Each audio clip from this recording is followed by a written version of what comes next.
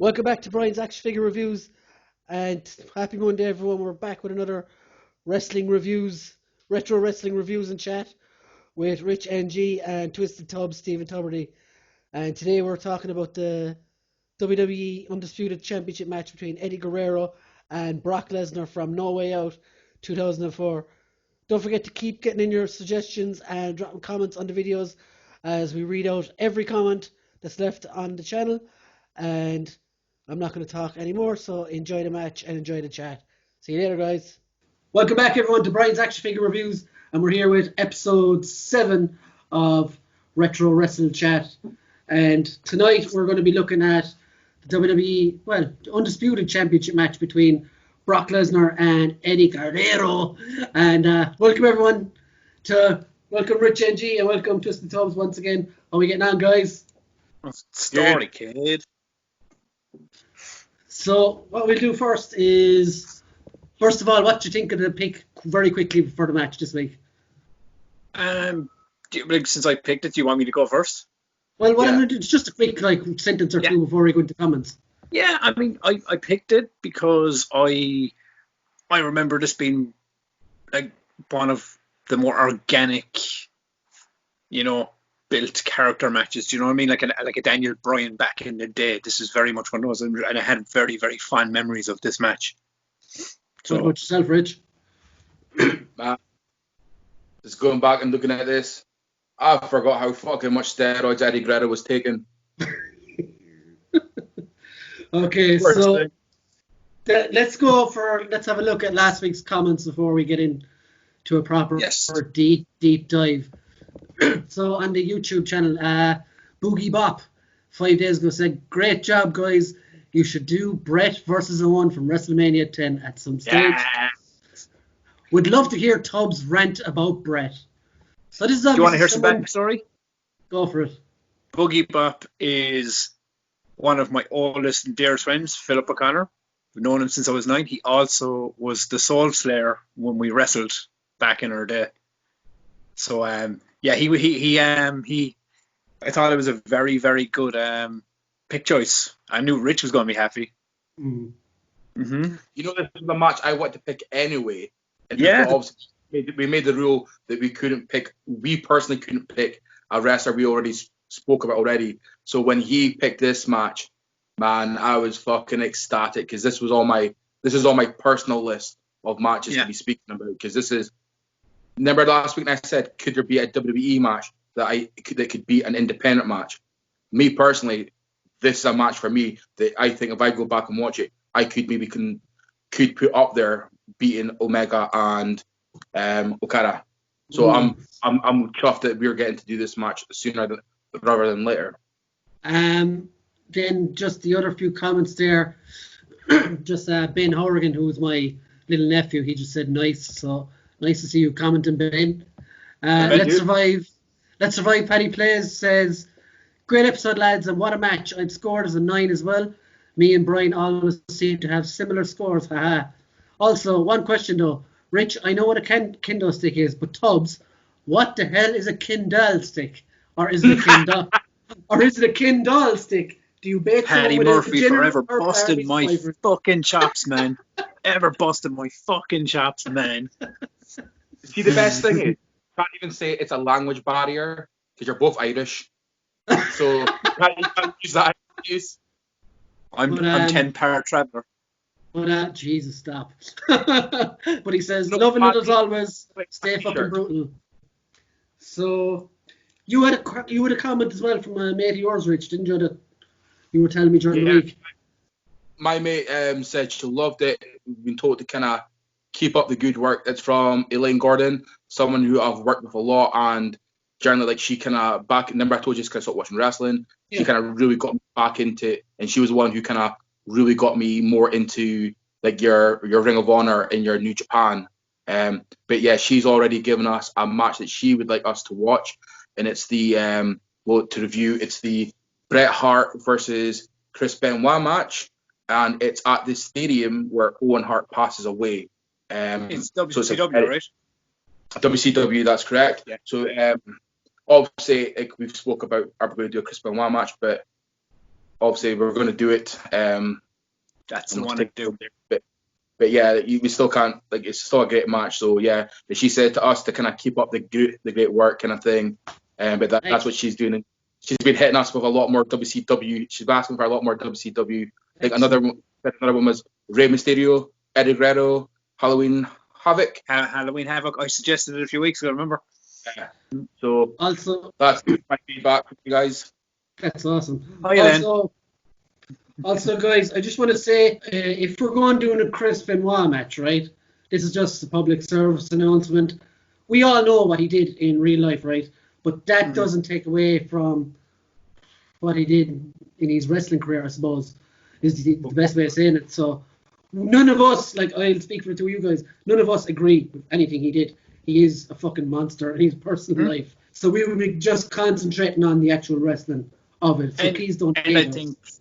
And I think we got to take this show for what it is, as well as, and we have been saying since the beginning, if any of the people watching the show throw a suggestion out, well, we got to honour it. So, yeah. Yeah, so we will. Before we get on with this week's match, as Tubbs said, guys, get in your comments, get in your suggestions. I'm here. I have a list in front of me, writing down all your suggestions and shit for us to do. And if you guys suggest stuff, we don't have to fight each other to suggest them ourselves. Yes. So with that, let's get on to Eddie Guerrero versus Brock Lesnar from No Way Out, just before WrestleMania. So 2004, wasn't it? Yeah. I think so, yeah. So 2004. I'm going to do something what no one ever said before and give Tubbs the floor. No. Well, I mean, we'll go on right so after you talk about the opening, so Tubbs. Okay, so like I watched the promo, the final promo leading into this match, and it was great. It was a great promo with the story arc, because I felt they really, because they were building this up. Eddie, it was known anyway in the wrestling community that Eddie, had been battling demons and he had gotten fired and he was given a second chance to come back. And I think this entire story leading into Brock and the title and everything else was that whole redemption story. And that's why I mentioned Daniel Bryan a while ago. It felt that while this was happening, the crowd were building with Eddie. Kind of like Daniel Bryan in WrestleMania 30, it became the crowd were pushing that, were driving that push. And I felt this, looking back at this, I felt this was kind of a very similar situation. But the things I didn't like about the promo was Brock Lesnar. Fuck me. There's a reason Paul Heyman is his mouthpiece. He is a fantastic athlete. He's a fucking lightning bolt for such a big dude. But Christ, man, that dude can't talk. He's a very bad guy. He's a very bad promo guy. But he must have said Eddie about 20 fucking times, and I actually felt myself getting irritated. I know maybe that was the point of it. Maybe Brock was trying to be that irritating heel. Who knows? But I was just watching the promo going, sweet fucking Christ, if you say Eddie one more time, I'm going to headbutt my own screen. But leading from that into the build of the match, I noticed something that I forgot that they did in the early 2000s in WWE. Was where the champion would come out before the challenger. Do you remember there was a time scale? I completely forgot they did that. And Brock came out, his basic Brock entrance, and it was really, really weird seeing Brock without Heyman. I think we've just been conditioned to see him with Heyman so much now that seeing him without Heyman, I was going to go, this feels so weird. But then Eddie's lowrider entrance, man, and it was the crowd were pumped that he was juiced up, not literally, off of the energy from it. Well, who knows? But but I just thought that the build into that match with the promo and everything, it was good. The promo wasn't the best. I'll be 100% honest. The promo kind of, I felt Eddie took all the emotion and the drive of that promo, because Brock was just Brock. He's the big guy that said Eddie a lot. And the entrances I did like. I think Tubbs, just to counterpoint you there, I think Brock was fucking brilliant in the promo. And he was trying to goad Eddie the whole time. Like, if you got someone screaming into your face, Tubbs, you're a junkie. What's he trying to do? He's trying to get him to fucking punch his fucking head in. But anyway, onto the match.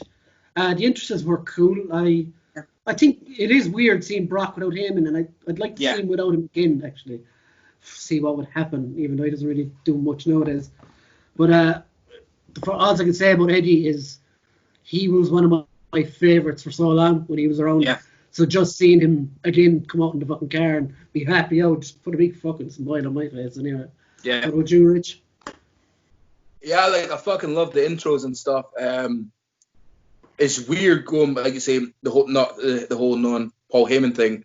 But going back to the promo that you shared with us, Bri, when he come with the mariachi hat and stuff, it reminds you of a side of Brock Lesnar that you don't tend to get a lot. It's going back to when Brock Lesnar went a few years ago when he won the Money in the Bank and he changed the briefcase. Like a beatbox. Ghetto Blaster. No, it was like the Brock Party kind of thing. To me, I enjoy those moments because it shows a complete other side of Lesnar, which WWE tried to hide because he's so big, he's the beast, he's intimidating as hell, so he's not meant to have fun. So I did love that because obviously Eddie Guerrero is the fun guy, he's the lie, the cheat, the steal. So he's the kind of like, he's going to be the cheeky kind of fun guy. So I generally enjoyed seeing like Brock Lesnar have that more of a fun side. I do agree with you, Brad. Like him, like die Eddie, and just like shouting at you junkie and all this kind of stuff. Like that's what I actually expect like someone to do. Like if you're going to get so worked up, you're just going to like shout shit at them, but also you're going to shout shit like that because you want to mentally get in their head and get them to fucking like get all like kind of mentally fucked up, so they're going to lose their shit and make mistakes and stuff. So I actually quite enjoyed that. Forget like every time I think of Guerrero though, I think of him from earlier days. I think of him the longer hair, like skinnier kind of dude. That's kind of my memory. So when I put on the match and he came out, like I said at the start, I was like, holy shit, he's full of fucking juice.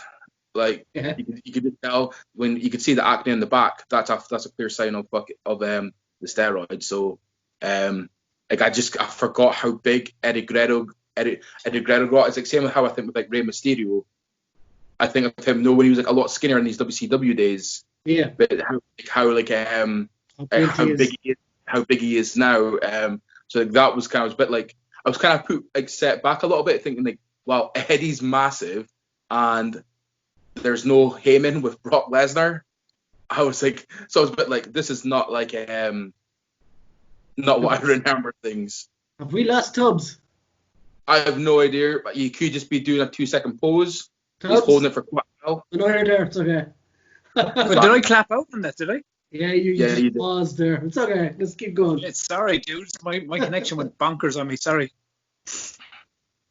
So will we get on to the match? Yeah.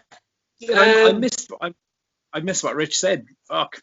It'll be a tough shit. Go back and watch it when he's edited it. So yeah, the match. I don't know. I feel it started so slowly. You could have easily taken the first 10 minutes off that match. First 10, 15 minutes even. I thought it was very long. I thought it was almost. I will say it was ponderous and boring. The first 15 minutes, I thought it was very slow to pick up, and I personally remember Eddie being a lot more faster paced, and Brock in those days as well being a lot more. But I just thought the opening quarter of an hour was fucking painful to watch, if I'm honest.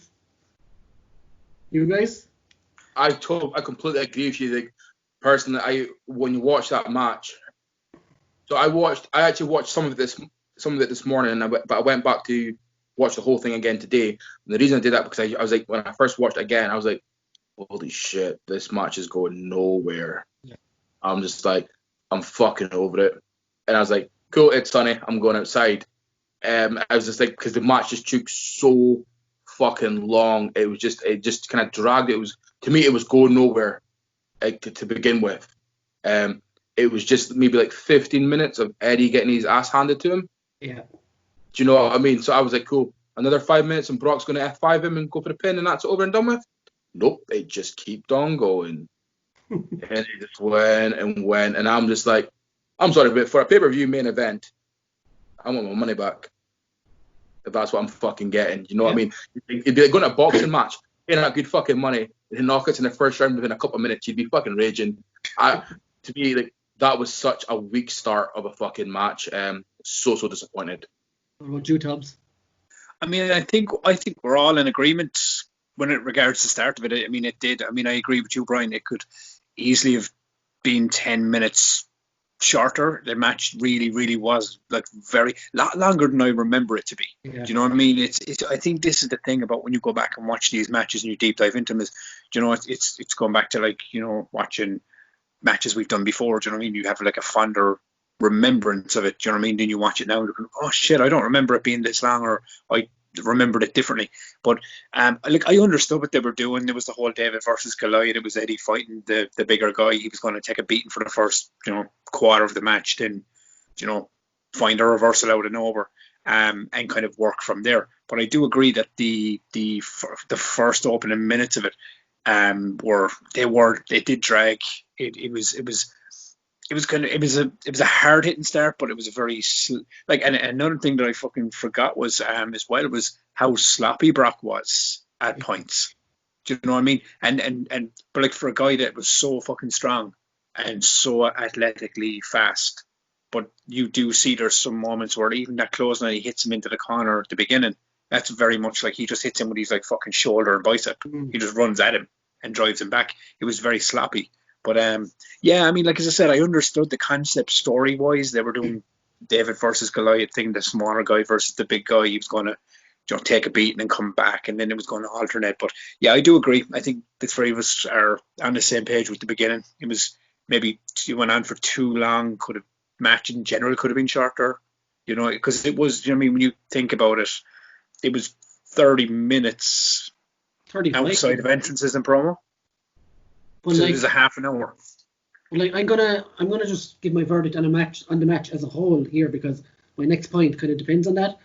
But Yeah. like, if I was to watch this match, right, without have never seen Eddie Guerrero before and not knowing any of the history behind it, I would have thought, Jesus, he was treated as such an afterthought, I think, in the match, because the commentators mentioned at the start about Goldberg, Jack Hammer, and Brock Lesnar backstage, and Goldberg, as we know, interfered and speared Brock Lesnar, and I don't know, Eddie winning. I think we're all kind of guilty of looking back at this match as Eddie's crowning victory, and maybe associating the match with it then as being good then, because overall I didn't think the match was great.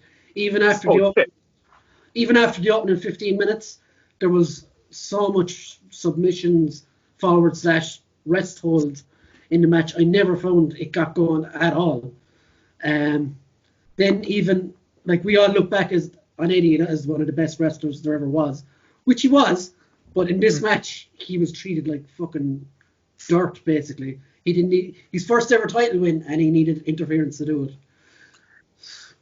But see, I think as well, this comes into the point of us watching this match, knowing the outcome and what happened after. I think when we watched this match first, I think it was a bigger moment for Eddie, and as a fan of Eddie, because, you know, we didn't know that this was leading. We knew it was leading to a Brock versus Goldberg match, but I don't think any of us realized at that moment in time. We knew shortly after, but at that moment in time during this match, I don't think any of us knew that those two boys were taking their balls and going home. Do you know what I mean? The fact that we know that information now, and we watch it, it's like, oh, they set that up, because there was no way they were going to put a title on Brock or Goldberg because they were leaving. You had that knowledge now, so you're kind of going, oh, so that's why he got it.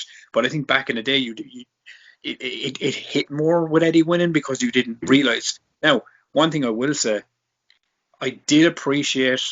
No, it's a twofer. I didn't appreciate the Goldberg spot. I thought there was no fucking need of it in this match. I knew why they did it, to build to the Brock versus Goldberg match, but I'm kind of appreciative that they didn't have Eddie win off of the spear, because I think that would have ruined it regardless. They kind of used the cheat steel kind of demeanor to push to the ending, but we get to that.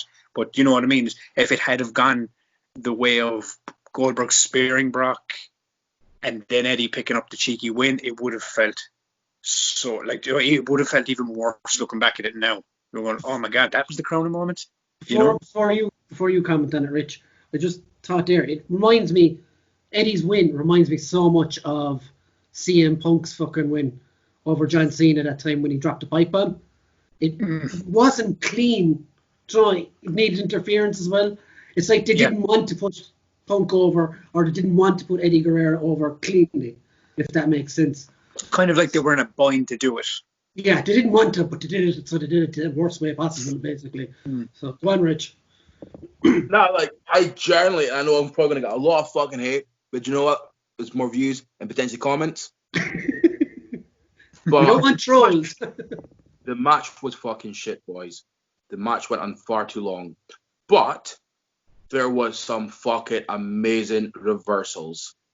Yes. There was there were some fucking amazing reversals by Eddie. I think I can't remember the first one, but I think it was the first one. Well, it wasn't really a reversal, but like when Brock Lesnar was leaning over Eddie, and Eddie just fucking grabbed him and locked him in the leg before he went and did the fucking the STF. Yeah, whatever it's fucking called. Like, I hate that. The submission, it makes no fucking sense because it doesn't hurt. You can bend your leg that way. He basically did a better John Cena finisher. Yeah. But like, it was the way how he did it. It was very sneaky how he pulled on him, which fitted Eddie Guerrero's character really well. Then, but then I'm sorry, boys, but you got to look at when he did that DDT from the F5. Do you know what I mean? Missed him again. It's rarely you see shit like that happening, boys. And the only time you usually see it is for some reason is like Randy Orton when he pulls the RKO and out of nowhere kind of thing. So to see kind of those moments, like for me, those moments really saved that fucking match. That match went on far too long. It honestly, like I just kept losing my attention, kind of thing. Thankfully, Taz and Michael were on fucking form for the commentary. I think like they saved like a botch for like Lesnar suplex, and it was like, oh yeah, like Eddie Guerrero kind of tried to wiggle out of it. Yeah. But you could tell that it was quite botched. But it was like those boys were on form. Also, can we just appreciate like Taz on commentary? Taz. Yeah. Can we just give appreciation to that? Like that dude's solid on commentary. I think that's where I always appreciate having Joe on commentary right now, because the dude knows wrestling like Taz does. It's good to have a balance. So when you're watching something and it's sometimes maybe not that clear, Taz is on fucking form to be like, this is what happened. So I quite like that. I quite like the way Eddie was working on the knee. You know, he did it really well. You got to take that size consideration into hand, and obviously the smaller dude, so he's really working that knee. But come on, like he stood up, basically setting up the figure 4 leg lock, and he's just gonna stand there pretending to struggle. And Cole, I think it's Michael Cole's like, oh, it must be hard with those really thick thighs and long legs, and I'm like, it's in place. He just needs to lie down. Yeah, you know what I mean. But I think it's when he finally gets in, and you see Brock Lesnar obviously trying to sell it. So he pulls back, and I'm like, if you pull to the side, do you get to the ropes? Like, how could you not fucking tell the rope was just there? Like, literally, if you just pull one over, you just be like, there's the rope kind of thing. There was key moments, boys, but I gotta say, like, this was a shit fucking match. Okay, so give us your worst spot, Rich. Goldberg. Okay. Probably one of my worst spots was probably Goldberg. I get it, you know. I mean, Eddie Guerrero, like, he's been notorious for winning these matches. Like, after he won the belt, you know, when the referee was down, he would throw his opponent the fucking belt, lie down covering his face. The referee would wake up and be like, you just smacked the dude with the belt, like, that's the match over kind of thing. I totally get it. I personally just feel bad. Like, that's how Guerrero was set up to win the match. You know, obviously, he did like the reversal, then did his like frog splash and stuff. But man, if I was personally a wrestler and I was going to be winning like the title in that federation at the time, and that's how I'm getting set up to win it, I'm going to be fucking pissed. Like, I am going to be pissed. Like, I just think it was a shame for Eddie Guerrero. I get from a WWE standpoint, Vince loves these fucking big roided up men, bodybuilders, and like obviously still to this day, Vince still doesn't believe that I, like a slimmer, leaner kind of guy, could generally beat that kind of person. Mate, it's fucking sports entertainment. It's fucking fake. I'm sorry, guys. It's fucking fake. Like, this shit can be written in, and it can happen. It's not fake, Rich. It's not fake. It's predetermined, my friend. Tubbs, what's your... You know what? Go on. Leave all your hate in the comments. Let me backtrack a sec, because I want to pinpoint on something Rich was saying about the Eddie going for the legs. That's one thing I did appreciate about this match, was as long as it went on and there was points and stuff in it that I wasn't, like, looking back at it now, I wasn't a fan of, kind of going, Jesus, I don't remember it being like this. But there's one thing I did appreciate. As you know, Rich, I like the storytelling. So I did like the fact that they did try to balance the match. Eddie kept going for the leg every chance he got. He'd slap a submission on. Then Lesnar beat him up and he'd go for the knee again. He kept going for the knee continuously. But I also loved that Lesnar continuously went for Eddie's back. Like, to really kind of like German suplexed him belly to bellies. There was a couple of belly to belly suplexes and back tosses in there that were like sick out. But I did like that concept. I did like the concept of that build. But I just think, looking back at it after so long, I remember it being executed better when I watched it back in 2004.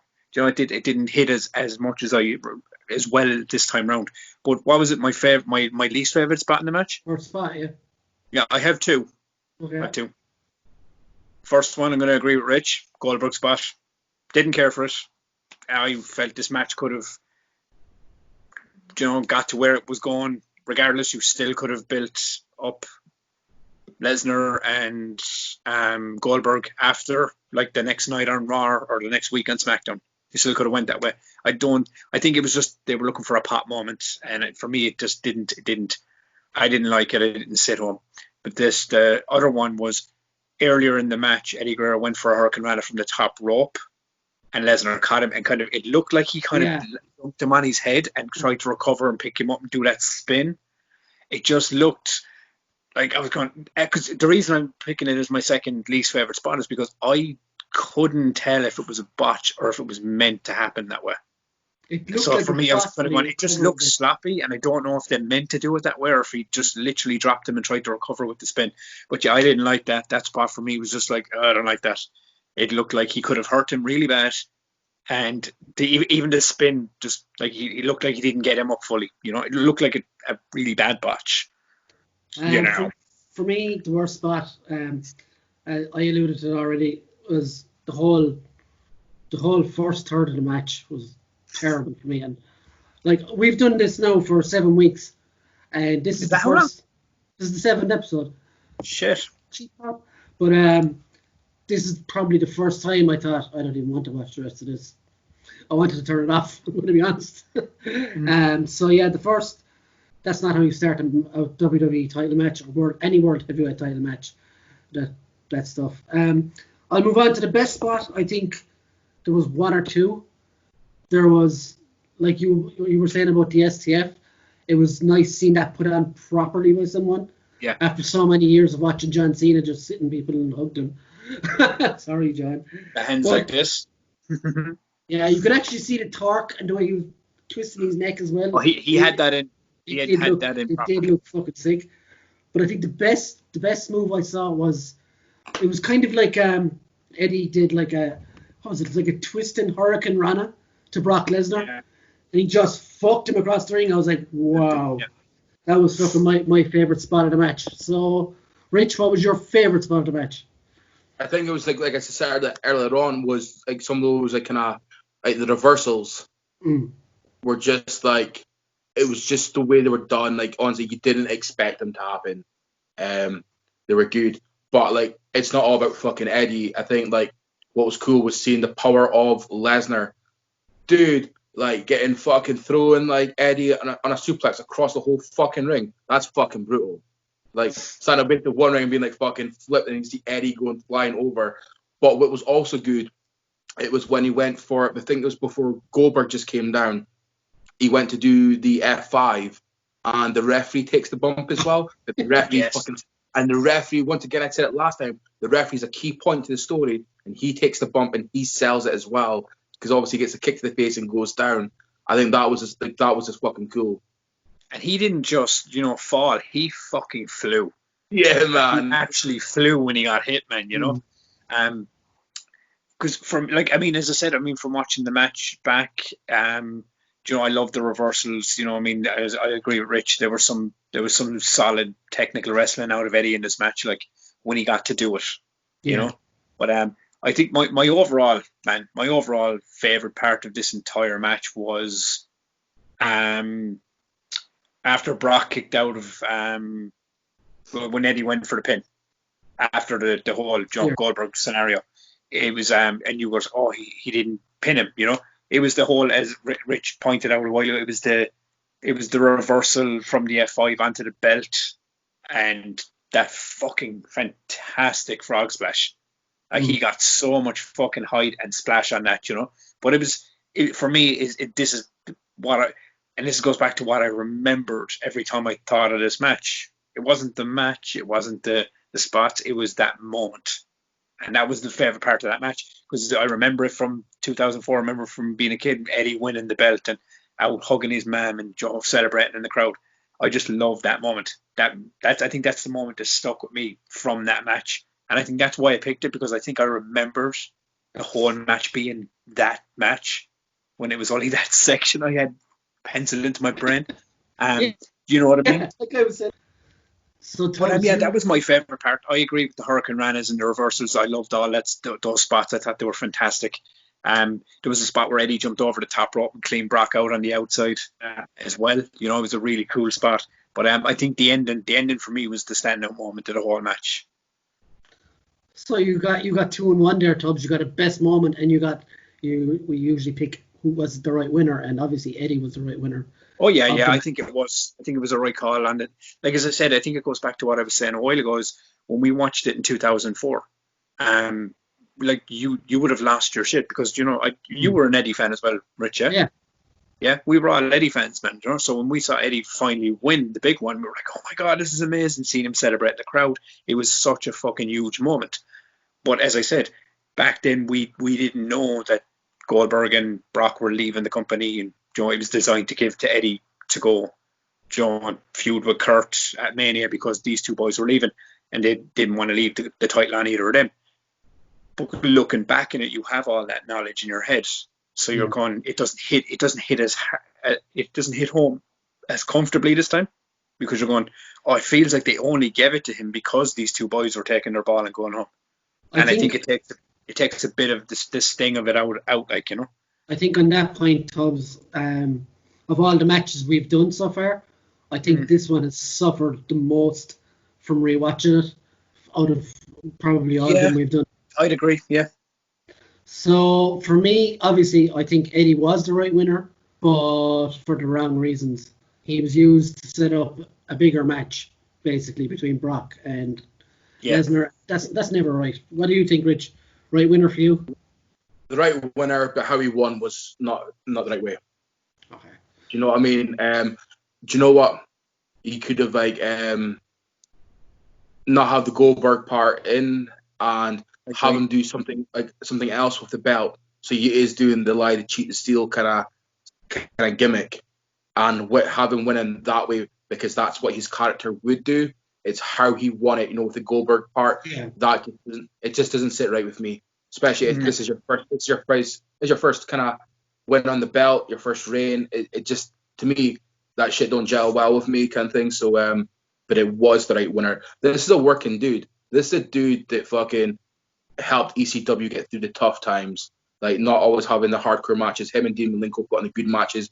Then this dude went to WCW, was a working fucking dude, got undermined again in WCW because he wasn't one of the big fucking players. Then goes to WWE and gets under fucking minded again. Like, this dude constantly got undermined in every kind of promotion he was going to. Yeah. He's a working fucking dude. He puts all the effort in. So yes, this dude needs a fucking payoff. And I think I think WWE recognized this, and by giving him that match with Kurt Angle at WrestleMania, which we'll hopefully do in a future episode, because my memories, which could be wrong, that's a lot better match. But it is. But I think I think this is the way you have to look at it as well. If you look back at this match, yeah, he won, like, they won the belt the way he won it, but in a good way. We did get that workhorse technical match at Mania the following month with Kurt and Eddie, which I think was worth it in the long stretch. I don't know. I mean, I look at this match. I looked back at it. I watched it, and I think, as I said, it's such a weird one for me. The match itself, I have way fonder memories of from back in 2004. But the ending and the moment after still connects with me now the way it did back then, because it's such a good moment. And I think, as even me and you have talked about it as well over time, Brian, is that I think as far as like wrestlers passing away goes over time, I think Eddie Guerrero's death was one of the ones I think hit me the hardest out of a lot of people. It was just, when that happened, I was going, Jesus Christ. So I think to see him win the big one before, his life ended, I think it was a great thing. And I think that moment is just something, like, when you look at him and he's standing there with the belt and he's in the crowd, that's a fantastic moment. But if you were rating these matches on moments, then it's a 10 out of 10 for me for that moment. But when you rate it after the entire match, it can't be, because the match, I agree, wasn't as good a second time round. Final score, so Tubbs. We'll let you go first. Because we're not rating it on moments that I love till the end of time, and we're looking at overall scale, I will give it a 7, because I did feel it. Yeah, I'm losing 3 points off this, buddy. I know Rich is going last. You scored it higher than I thought you would. Did you? Yeah, I give it a 7. See, look, I'll explain why. I give it a 7 because there's still stuff I took from the match. You know what I mean? There's still, I appreciated the story arc. I appreciated the story build it did with, like, going for the legs on Brock, trying to knock down the bigger guy, things like that. I appreciated all the little elements that were in it. And I loved the win. I love seeing Eddie win it, and I love that moment. That'll always be one of the moments that stick with me, you know? It's kind of like for this generation, seeing Daniel Bryan win, that's a moment that sticks with them, because, you know, that was their guy. I think that's the same with me. But I can't dispute that the match was too long. The first 15 minutes of it were sloppy as balls. You know, I didn't remember it as fondly. So yeah, I give it a 7 out of 10. Rich? See, I've got a number coming from my head. I've got a number coming from my head, and I've got another number. I've got 2 numbers in my head. So can you go first, while I think this over? I've got 2 scores. I'll give it a 4 out of 10. And the 4 is just for, as you said, Tubbs, probably the moment at the end to win, because the match is not worth 6 more points, basically. So that's probably my lowest score so far. So mine is 3. Wow. Okay. Mine is at 3. And I'm going to justify. I am a Guerrero fan. I actually find Brock Lesnar amusing. So this is nothing personal against these fucking wrestlers at all. Before everyone goes like, you're only rating because you don't like these wrestlers. It's not even that fucking case. This match went on too fucking long. At times, I actually personally felt that, like, the wrestlers didn't even look ready for this match. I agree. There was a lot of kind of sloppy work here. Hey, I'm not even going to go justifying this shit. I've justified this weeks and weeks. I'm not a wrestler. I know it's hard fucking shit, but that's your profession. You should be well trained and be ready to fucking do these matches, kind of thing. Even Taz says that Brock Lesnar probably thought this match would be fucking over and done with within 10 minutes, kind of thing. This match went on far too long. It's too hard to kind of, like, when a match is that long and it has that boring a start, how do you pay attention to it? It's hard to pay attention to, so therefore it's not entertaining. And that's what we're basing on. Like, and my reviews are, as quoting from Brian's favorite film, "Aren't you entertained?" I was not. I will add, going off of what you just said about are you entertained, Brian knows this. I would listen to Russell Crowe talk for 2 hours on a black screen. He's yummy. Russell Crowe's yummy. But we're not reviewing him. No, I'm just saying. Someday we will review the gladiator fight in Gladiator. The 3 is based on those classic, like those great kind of reversal moments. That it was just like, holy shit, didn't see it come in. Kind of seen it was finally that final push that we were seeing Eddie's getting the belt, or at least getting a chance to get the belt. Now it was those moments, but once again, we can't put our vote on our scores on moments. It's the match. Yeah. So guys, 3. So guys, the final score for this week is the lowest of the lows so far, 14, which like we haven't had a match under 20 yet, so that's pretty fucking low. Go ahead. No, because I mean we were saying that anyway. Like I mean, there's going to be weeks we find matches that are going to be like up in the top tier, and there's going to be matches that we don't remember as fondly and are going to fall flat. But it's like last week when I gave the Edge and Mick Foley one a 10, just because it hit every single notch for me personally. And I totally agree with what Rich is saying this week, is that this one didn't hit the notches and stuff for him. You know what I mean? So that's the whole point of this, isn't it? It doesn't mean Eddie Guerrero and Brock Lesnar are bad wrestlers, or to everyone's has to hate this match. It's just it didn't land for you. Personally, I don't think the styles meshed well at all. That's probably what it was. I don't know.